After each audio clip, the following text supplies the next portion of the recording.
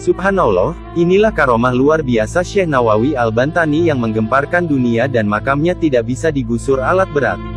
Syekh Nawawi Al-Bantani dikenal sebagai ulama Nusantara yang diakui dunia karena karya-karyanya serta keluasan ilmu di bidang fikih, tafsir, akidah, tasawuf, dan ilmu keislaman lainnya. Karena kealiman dan keluhuran akhlaknya, Allah Subhanahu wa Ta'ala banyak memberikan karomah luar biasa kepadanya. Syekh Nawawi Al-Bantani lahir di Tanara Serang, Banten, pada tahun 1230 Hijriah atau 1813 Masehi. Beliau wafat di Mekah, pada tahun 1314 Hijriah atau 1897 Masehi. Dahulu, beliau adalah seorang ulama Indonesia yang menetap di Makkah, Arab Saudi, dan juga pernah menjadi imam besar di Masjidil Haram Makkah.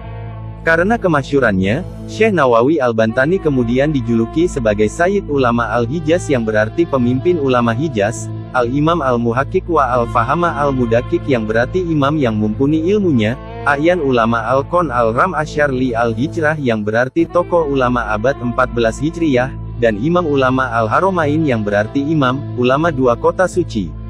Berikut beberapa karomah luar biasa Syekh Nawawi Al-Bantani.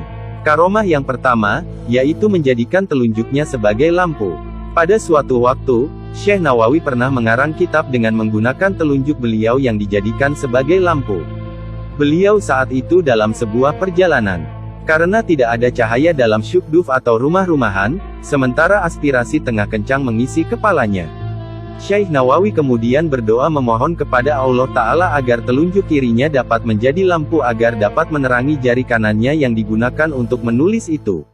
Kitab yang kemudian lahir dengan nama Maraki Al-Ubudiyah Syarah Matan Bidayah Al-Hidayah itu, harus dibayar beliau dengan cacat pada jari telunjuk kirinya.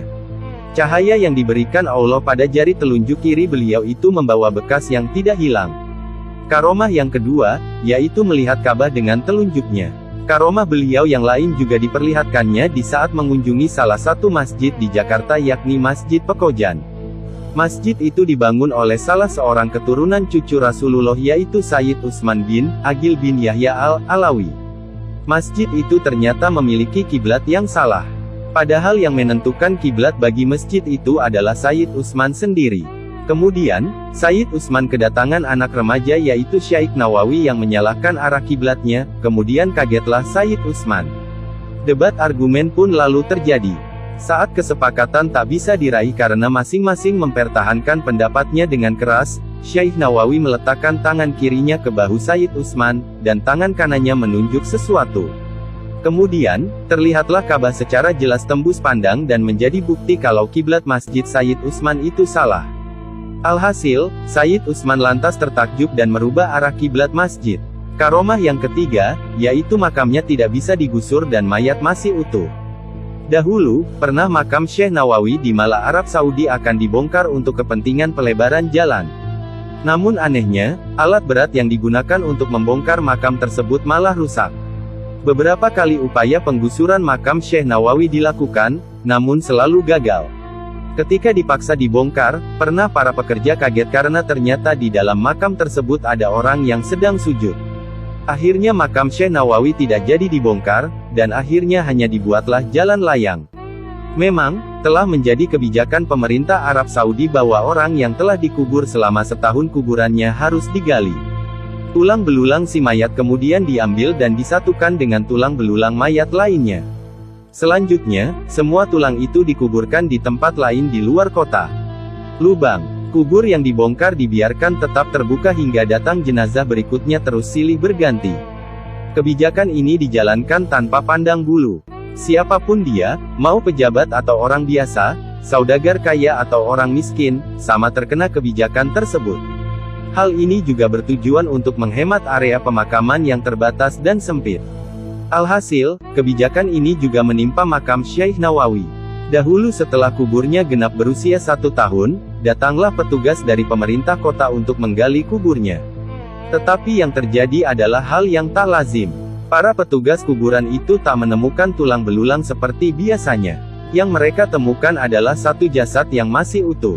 Tidak kurang satu apapun, tidak lecet atau tanda-tanda pembusukan seperti lazimnya jenazah yang telah lama dikubur. Bahkan kain putih kafan penutup jasad beliau tidak sobek, masih harum dan tidak lapuk sedikit pun. Tentu saja kejadian ini mengejutkan para petugas. Mereka lari berhamburan mendatangi atasannya dan menceritakan apa yang telah terjadi. Setelah diteliti, sang atasan kemudian menyadari bahwa makam yang digali itu bukan makam orang sembarangan. Langkah strategis lalu diambil. Pemerintah melarang membongkar makam tersebut. Jasad beliau lalu dikuburkan kembali seperti sedia kala. Hingga sekarang, makam beliau tetap berada di pemakaman Mala Mekah. Subhanallah. Karomah yang kelima, yaitu mengeluarkan buah rambutan dari tangannya. Dahulu, di kota suci Mekah Syekh Nawawi mendirikan tempat mengajar atau sekolah dengan murid yang lumayan banyak. Di suatu hari beliau menerangkan kepada para santri-santrinya. Syekh Nawawi berkata, sunnah Islam kalau berbuka puasa itu hendaknya memakan yang manis-manis terlebih dahulu. Kalau di sini terdapat buah kurma, di tempatku ada yang tidak kalah manisnya dengan kurma. Santri-santri berkata dan bertanya, betul Syekh, kalau di tempat kami kurma, lalu bagaimana dengan tempat Syekh yang tidak tumbuh buah kurma? Syekh Nawawi berkata, sebentar. Syekh Nawawi langsung menyembunyikan tangannya ke belakang tubuhnya. Santri-santri pun sangat heran apa yang dilakukan gurunya tersebut dan terdengar di telinga para santri-santri suara seperti orang yang sedang mengambil buah-buahan dari pohonnya. Kemudian, Syekh Nawawi menyuguhkan buah rambutan yang persis seperti baru diambil dari pohonnya. Santri-santri pun sangat terheran-heran dengan apa yang dilakukan oleh gurunya tersebut. Nah ini yang aku makan pertama ketika berbuka puasa di tempatku, silahkan dicicipi. Kata Syekh Nawawi sambil membagikannya kepada para santri di kelasnya mengajar. Para santri pun langsung mencicipi dan sangat menikmati kemanisan buah rambutan yang diberikan gurunya itu.